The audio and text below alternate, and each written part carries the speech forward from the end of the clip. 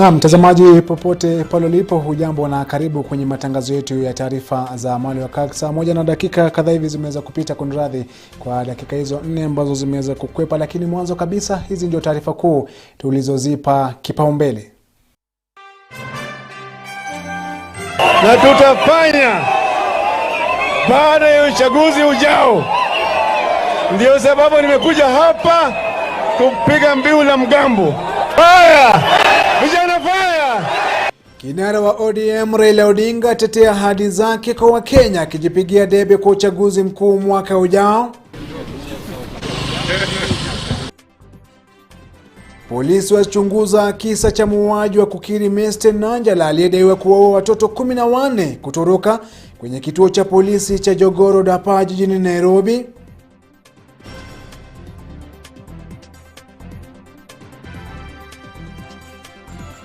Na mshindi wa nishani ya shaba kwenye Olimpiki Agnes Tirop apatikana amefariki nyumbani kwake akiwa amedungwa kwenye shingo huko Iten, County ya Elgeyo Marakwet.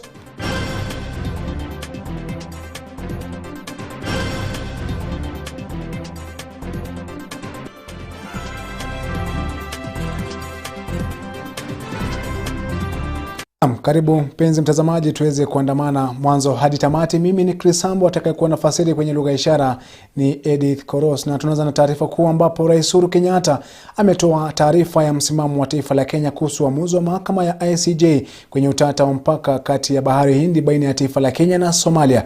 Uamuzi wa mahakama hiyo ulionekana kupendelea taifa la Somalia, na kama jinsi mwanahabari wetu Cornelius Omuse anaarifu zaidi. The reaching of a final agreement on the delimitation of the maritime boundary. Kulingana na Rais Kenyatta, Kenya haijashangazwa na uamuzi huo, lakini cha mno ni athari ya uamuzi huo katika pembe ya Afrika na sheria ya kimataifa kwa ujumla. The court has already concluded that no maritime boundary between Somalia and Kenya following the parallel of latitude was established in the past. Rais anakiri kwamba uamuzi huo umedhihirisha ubabe wa mahakama ya ICJ na kuibua dukuduku kuhusu heshima katika chaguo za mataifa kuzingatia hatua za kimataifa za kisheria. Rais aidha ameeleza kutoridhika kwake na jinsi baadhi ya mashirika ya kimataifa yamekuwa yakitumika kuendesha ajenda za kisiasa dhidi ya mataifa ya Kiafrika kwa mwongo mmoja uliopita. Somalia did not react immediately to the 2005 proclamation.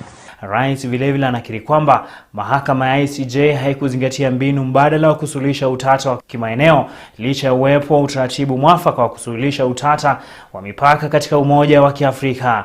Wakati huo Rais Kenyatta amehimiza jamii ya kimataifa kuunda mazingira bora itakayohakikisha mazungumzo baina ya Kenya na Somalia ili kufanikisha mapatano, huku akisisitiza kwamba mataifa haya yana historia ndefu ya ushirikiano. By 10 votes to 4 decides that from the end of the boundary in the territorial sea, point A. Kwa kile kinachoonekana kama mwanzo mpya wa makabiliano makali siku za usoni, Rais amekiri kwamba ingawa taifa la Kenya linaheshimu mikataba na sheria za kimataifa, Kenya italinda mipaka yake kwa hali na mali na kama haitaruhusu yeyote kuchukua chochote ambacho kiko chini ya umiliki wa taifa hili.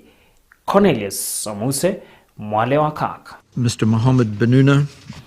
Na mtazamaji, kwenye taarifa nyingine ni kwamba waziri wa masuala ya ndani Daktari Fred Matiang'i amehakiki kuwa liwe liwalo lazima marekebisho yaliyopendekezwa yafanyike kwenye kampuni ya umeme ya KPLC. Katika juhudi za kubadili utendakazi wa KPLC, Matiang'i ameongoza mkutano na bodi ya kampuni hiyo ambapo amehakiki kuwa licha ya changamoto lazima bei ya nguvu za umeme ipungue. Siku chache baada ya serikali kuitaja kampuni ya umeme ya KPLC kuwa chini ya usimamizi kamili wa serikali katika mkakati wa kubadilisha utendakazi wake, Wizara ya Kawi pamoja na ile ya masuala ya ndani zimeshikilia kuwa hakuna lolote ambalo litazuia kutekelezwa kwa mabadiliko kama ilivyopendekezwa na jopo kazi maalum kwa Rais Uhuru Kenyatta. And in the coming days you will see significant changes in the sector, significant changes in the cost of fuel. You know, we are targeting significant changes in the cost of power and streamlining and bringing about greater efficiency in the manner in which these organizations work. Waziri wa masuala ya ndani Daktari Fred Matiang'i akisema kuwa hakuna jambo ambalo litazuia marekebisho kwenye KPLC, akisema kuwa lazima bei ya umeme ipungue. Yesterday we had a meeting with a number of diplomats from whose countries some of these independent power generators come. And we have begun a serious discussion on renegotiating these agreements with the intention of bringing down the tariffs and therefore, of course, bringing down the cost of power, as it were.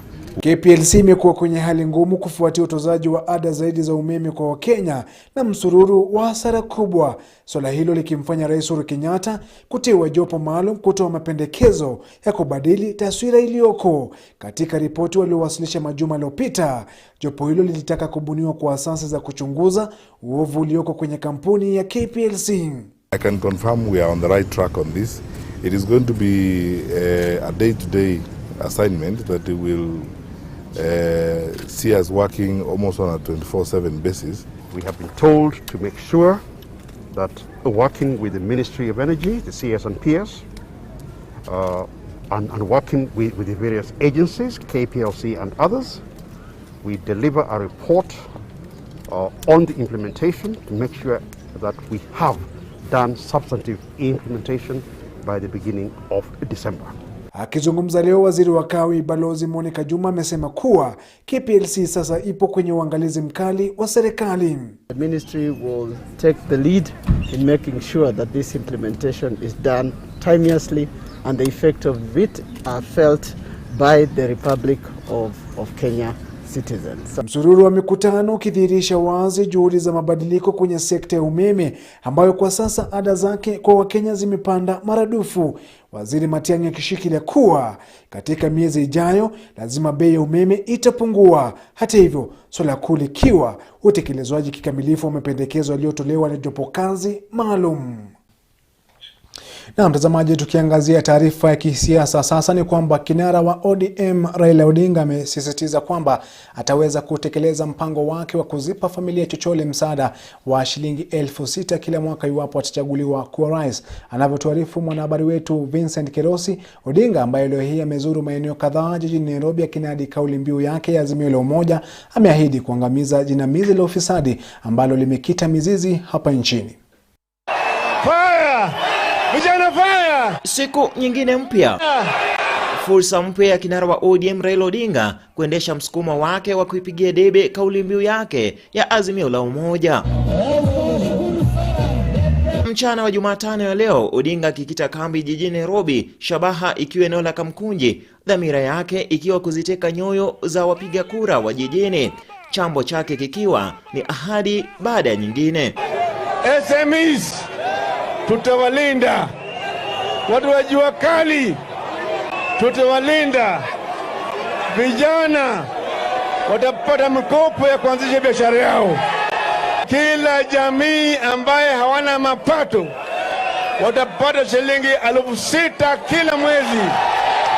Baada ya kuwarai wananchi waliohitimu kujisajili kuwa wapiga kura, kinara huyo wa ODM akafanya mkutano na wanahabari ambapo amezitetea ahadi zake, hasa msaada wa kifedha wa shilingi 6,000 kwa kila familia chochole nchini. It is not really creating a dependency syndrome. What we are talking about here is something that has been done in other parts of the world. It's called a social welfare society. But it is not something that is permanent. As the society expands, as opportunities become more available, as people get into employment, of course it is basically written off. Odinga amesema kwamba nazo mbinu tayari kwenye mkoba wake wa wataalam ambao wamefanya utafiti na kusema kwamba mpango huo unawezekana. The figures are not taken out of the blues. These are as a result of proper analysis of our situation. The demographic figures. Experts have looked into this. Huku akikiri kwamba jinamizi la ufisadi ni donda ndugu ambalo sharti lipasuliwe, waziri mkuu huyo wa zamani amefichua kwamba mbinu moja ya kupata fedha hizo itakuwa kumega mgao wa kifedha wa wizara mbalimbali. There's a lot of money which is remaining with ministries at the national level for functions which have themselves already been devolved. That money can go to this social protection program. But apart from that, there are the money services which need to be performed by the devolved governments, which are being held up here and staff also being held up here. We want the national government to release those staff to go down to the county government. Mkutano wa wanahabari hii leo ambapo amewaleta hadharani kwa mara ya kwanza baadhi ya wataalam walio nyuma ya azma yake ya urais, huenda unadhihirisha kwamba Odinga anakaribia kutangaza rasmi azma yake ya kuwa rais, ikitarajiwa kwamba ataiweka wazi manifesto yake kabla ya mwisho wa mwezi huu. Nikiripotia Mwale wa Kirk, mimi ni Vincent Kirosi. Kama wana Jubilee.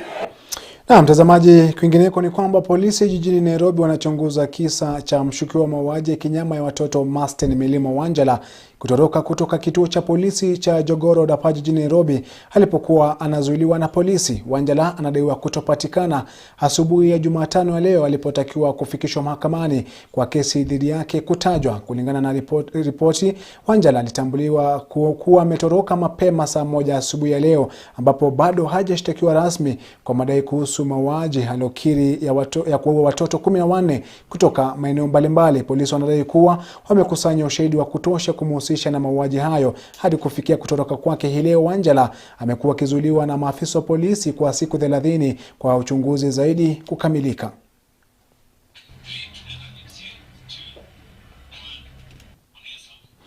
Na tukiachana na taarifa hiyo, ni kwamba familia moja kutoka kaunti ndogo ya Ugunja inamlaumu mjomba wao ambaye ni mwakilishi wadi wa eneo hilo kwa kutakatalia urithi wao, mali iliyoachwa na baba yao mzazi alipoaga wakiwa wangali wachanga. Wapwa zake mwakilishi wadi wa Ugunja Peter Odero Or wanamlaumu kwa kukatalia mali iliyoachwa nyuma na nduguye marehemu Paul Ochieng Or aliaga wanawe wakiwa wangali wachanga. Baba alikufa tukiwa wadogo na walikuwa wawili. Kuna mwingine alikuwa anaitwa Peter Odero, na vile tulibaki naye tulikuwa wadogo sana mpaka hatungeweza kujua vitu zingine zenye baba aliacha. Msemaji wa familia hiyo Michael Ochieng anaeleza kuwa tangu kuaga kwa baba yao mzazi, yeye na nduguzo walidhani kuwa watakapofika umri mwafaka mjomba wao atawaeleza wazi kuhusu mali walioachiwa na kuwapa mamlaka ya kurithi mali hiyo. Vitu zenye aliacha zote tulifikiria tutapewa tukiwa wakubwa. Michael anasema kuwa kabla ya kuaga kwa babake alielezwa baadhi ya biashara na mali watakayorithi, ila kufikia sasa mjomba wao amekwamilia mali hiyo wasipokee hata shilingi. Huyu anko yangu waligawana hizo shamba mbili, they are separate parcels, na wholesale pia ilikuwa hapo na plot akapuuza tu. Pia ingine iliachwa huko Sega, wholesale na plot. Kumbe huyu jamaa alienda akaficha hizi vitu zote. Mzozo bila shaka umeibuka kati ya familia hizi mbili kutokana na wanawe marehemu kuulizia urithi wao kutoka kwa mjomba, kiasi cha wao kupokea vitisho na kuhofia usalama wao. Sasa anatunyamazisha kila mara, anatuambia wewe utaenda kwa mtaro utakufa. Akizungumzia swala hili, mjomba wao Peter Odero alikubali kuwepo kwa mzozo wa kifamilia na kusema kuwa tayari swala hilo linajadiliwa na chifu wa eneo hilo, huku akikana kuwanyanyasa na kukatalia urithi ya wapwa zake. That is, as I know, still the chief is still waiting for the matter, the people who are selected to go and bring the matter. Familia yake marehemu imeripoti mzozo huo kwa kituo cha polisi, huku akitaka serikali kuingilia kati kesi hii na kuona kuwa uchunguzi umekamilika kwa upesi na haki kutendeka. Nikiripotia runinga Kirk, mimi ni Faith Kau. Na mtazamaji, taarifa hiyo ndio inatupeleka kwenye mapumziko ya kwanza, lakini usibanduke uliko, manake nikirejea nitakujuza mengi zaidi ndani ya taarifa zetu za Mwale wa Kirk.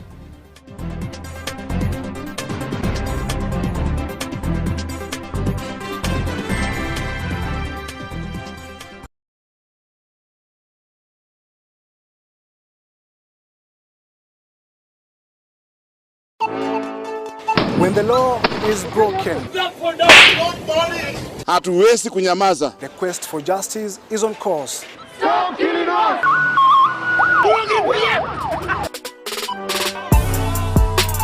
The Constitution is the mother of all.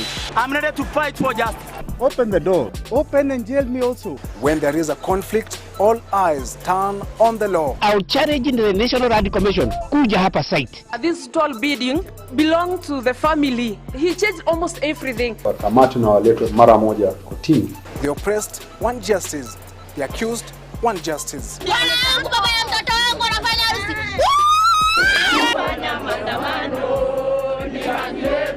Tuliachana na 1996 na mimi kwa Attorney General sijafanya nyasa hivyo, sikuwa nimekata. On Know Your Laws, we educate you on matters to do with law, justice and legal affairs. Once an adoption order is given, that child becomes your child. It is not reversible. Join me as we break down on the complex and simple laws. If someone who sold that particular property to you was not the genuine owner, that transaction can be said to be a fraudulent transaction. The application of the law doesn't select the rich or the poor. All want to unlearn and learn new laws.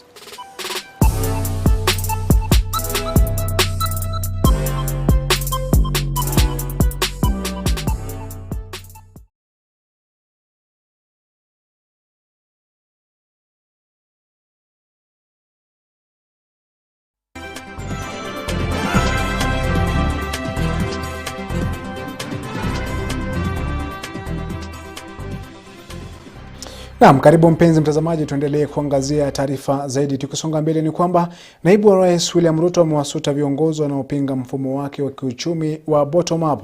Ruto aliyekuwa akizungumza nyumbani kwake rasmi amewalaumu wapinzani wake ambao wanasema kwamba mfumo huo ni mvutano baina ya matajiri na maskini. Naibu wa rais William Ruto ametumia fursa hiyo kunadi mfumo huo kama ulio katika nafasi bora kuleta mageuzi ya kiuchumi hapa nchini. Throne, my father, we ask for mercy. Remember mercy in our lives. Kisii County. Wow. I want to say, when I say UDA. Here. Do you understand? A hustler is a hard-working Kenyan who is ready to work hard and do the right things. You know, wake up early, sleep late, do the right things and climb the economic ladder. Do you understand? William Ruto seated here came from a very humble background. William Ruto seated here was selling chicken by the railway station one day. Today, he is the Deputy President of the Republic of Kenya. That is the history of a hustler. It gives hope to even the child of a single mother and the child of every ordinary Kenyan that it is not where you start from. It is possible to get to the highest if you put in hard work, commitment, and focus on what you do. Mama wa taifa Bi Margaret Kenyatta hii leo ameongoza hafla ya kuzindua rasmi mradi wa Polycare katika shule ya mafunzo ya serikali maeneo ya Kabete. Polycare ni kitengo katika huduma ya polisi nchini ambayo itakuwa inashughulikia masuala ya dhuluma na vita za kijinsia, kama jinsi mwanahabari wetu Cornelia Somuse anaarifu kwa kina. But more effort will be put in the new innovations such as this for that to enhance service delivery to the Kenya. Polycare inanuia kuimarisha uwezo wa huduma ya polisi nchini ya kushughulikia visa vya dhulma ya kijinsia. Mradi huu unanuia kutoa huduma hiyo kwa vituo mbalimbali vya polisi. Katika hafla iliyohudhuriwa na viongozi wakuu serikalini, mama wa taifa amesifu hatua hiyo akisema kwamba itachangia pakubwa katika kuangazia dhulma za kijinsia. I applaud the service for demonstrating effective leadership by coming up with an innovative and transformative initiative which aims to effectively respond to victims of violence. Bi Kenyatta aidha amedokeza kwamba mradi wa Polycare unaafikiana na ajenda ya Rais Uhuru Kenyatta ya kukuza usawa na kuangamiza baadhi ya visa vya udhalimu kama vile ukeketaji wa wanawake. The idea of this integrated response to gender-based violence is also aligned to the commitment made by His Excellency the President earlier this year during the Generation Equality Forum held in Paris. Waziri wa usalama Daktari Fred Matiang'i kwa upande wake amekiri kwamba mradi huo wa Polycare ni hatua kuu katika kuimarisha huduma ya polisi nchini. The destination and the end state is that we create a public service infrastructure through the police that provides an avenue and an opportunity for gender-based violence victims to be supported and to be addressed. Because then we will be truly a human society that cares for each other and a society that is going to develop. Waziri wa huduma za umma na jinsia Profesa Margaret Kobia akihutubia hafla hiyo amehimiza taifa kujitolea kupambana na umaskini ambao anakiri kwamba ni kichocheo kikuu cha vita vya kijinsia. Gender-based violence, as we have heard from the testimonies, has a relationship with the poverty. Therefore, we have to look at the totality of what efforts, economic, social, political, would yield to getting a better and equal future. And we are very happy to have this new initiative because all of us who have been working in this sector, we are very clear what is the issue.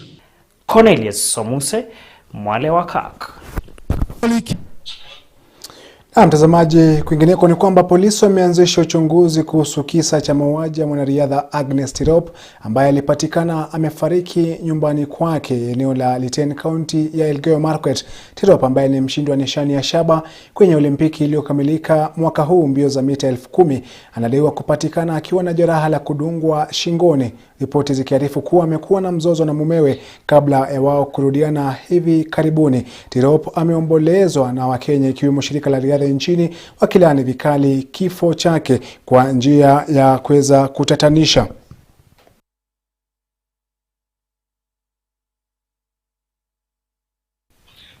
Na mtazamaji, tukisonga mbele ni kwamba imekuwa ni siku ya pili ya kurejea kwa wanafunzi shule kwa muhula wa pili licha ya hali ngumu ya kiuchumi inayoshuhudiwa nchini. Wazazi wamejikakamua kuona kuwa wanafunzi wamerejea kuendelea na masomo yao. Sasa muungano wa walimu nchini NAT tawi la Bonde la Ufa limewahimiza wasimamizi na walimu wakuu shuleni kutorejesha wanafunzi waliorejea bila karo na kutoa muda kwa wazazi kukamilisha salio. Faith Kaulu anaarifu zaidi. Katibu mkuu wa muungano wa NAT tawi la Pokot Magharibi Martin Sembelo amegusia swala la karo shule kwa kutaja kuwa huenda wanafunzi wengi wakakosa kurejea shuleni kutokana na ukosefu wa karo. Hii ikichangiwa pakubwa na hali ngumu ya kiuchumi inayoshuhudiwa nchini. Kwamba muhula huu kuna shida mingi ama changamoto mingi katika mashule zetu. Na kwa wazazi zaidi, maneno ya ulipaji wa karo wa shule ni shida. Huku akitaka walimu wote eneo hilo kutorejesha wanafunzi watakaofika shuleni bila karo kamili nyumbani, kwani likizo fupi iliyokuwepo haijawapa wazazi muda wa kutosha kujipanga kifedha. Kwa hivyo ningehimiza tu all principals from West Pokot wawe very much understanding, wakubali watoto alafu wafanye agreement, wasikizane na wazazi vile pesa za shule zinaweza kulipwa. Vile vile akisema kuwa kipaumbele inastahili kuwa utoaji wa mafunzo na kukamilishwa kwa silabasi shuleni, hatua ambayo haitafikiwa iwapo wanafunzi watarejeshwa nyumbani kwa kukosa karo. Hatungependelea kwamba watoto wafike katika shule alafu kesho kutwa warudi nyumbani. Wakati mgumu sana, na tunajua katika hali ya Kenya saa hizi niko shida sana. Kwa hivyo nataka tena niambie hata walimu ya West Pokot kwamba wakati hii tuchukue nafasi yetu kama walimu, tufunze hao watoto wetu katika muhula huu ili maneno ya silabasi isaulu kabisa. Bwana Sembelo pia ametoa wito kwa tume kuajiri walimu nchini TSC kuajiri walimu zaidi eneo hilo pamoja na kupandisha cheo waliopo hasa waliojiendeleza kimasomo. Tukaambia Teacher Service Commission wasingatie zaidi wa consider katika hii county ya West Pokot waandike walimu wengi. Maana yake saa hizi ni 100% transition. Nikiripotia runinga Kirk, mimi ni Faith Kaulu. Na mtazamaji, taarifa yake Faith Kaulu inaniacha hapa bila la ziada ila kukamilisha taarifa zetu za Mwale wa Kirk Jumatano ya leo. Mimi ni Sambu, aliyokuwa kwenye lugha ya ishara ni Edith Koros. Kwa wote ambao wameweza kufanikisha matangazo haya, tunakutakia usiku mwanana, majaliwa tuweze kupatana wakati mwingine ndani ya taarifa za Mwale wa Kirk. Siku mwanana.